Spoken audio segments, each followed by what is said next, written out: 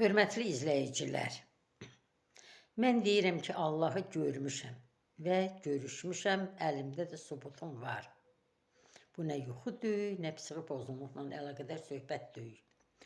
Uzun illər bu məsələni açmadım, ona görə ki, cavabı bilirdim. Nəinki məxsəriyə qoyulaşıydım.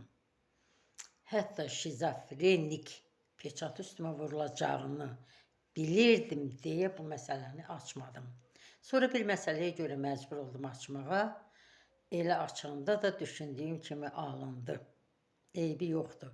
Özümə bildirilmişdi ki, uzun illərdən sonra məsələni açacaq, ona qədər məxsəriyə qoyulaşan, sən buna dözməlisən.